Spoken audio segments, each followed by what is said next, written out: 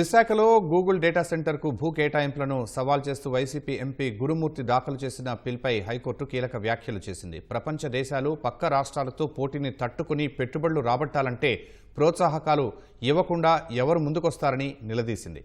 మరింత సమాచారం మా ప్రతినిధి జయప్రకాష్ను అడిగి తెలుసుకుందాం. జయప్రకాష్, వైసీపీ ఎంపీ పిటిషన్పై హైకోర్టు ఏమంది?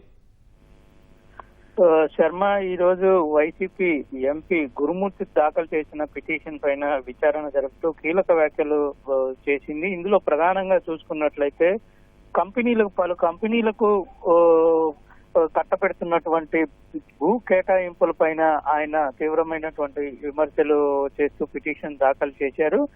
ఇందులో కీలకమైనటువంటి వ్యాఖ్యలు జారీ చేసిందనుకోవచ్చు.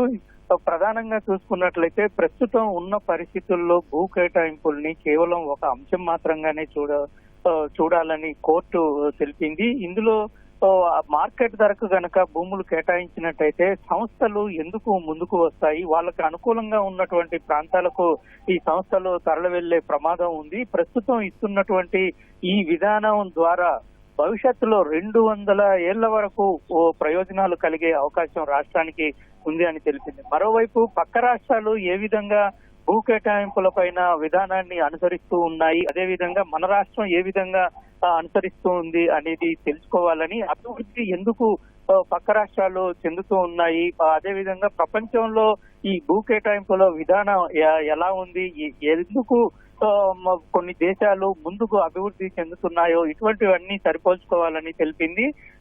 ఏపీకి చెందినటువంటి ఐటీ నిపుణులు దేశవ్యాప్తంగా చాలా రాష్ట్రాల్లో ఉన్నారు అని కూడా తెలిపింది. ఇంకొక విషయం, ఇప్పుడు ఈ కేటాయింపుల్ని కేవలం ఈ రాజకీయ కోణాల్లో కానీ లేకపోతే ఇటువంటి వేరే ఉద్దేశంతో చూడాల్సిన అవసరం లేదని, రాష్ట్రం తీసుకున్నటువంటి ఈ నిర్ణయాన్ని రాష్ట్ర ప్రయోజనాల కోసం ఏ విధంగా ఉపయోగపడుతుంది, దీని పరిణామాలు ఏ విధంగా ఉంటాయి, ప్రజలకు మంచి జరిగే అవకాశం ఉంటుందా అనే కోణంలో చూడాల్సిన అవసరం ఉంది. ఖచ్చితంగా కొన్ని ప్రయోజనాలు కంపెనీలకు ఇస్తేనే వాళ్ళు ముందుకొచ్చే అవకాశం ఉంటుంది.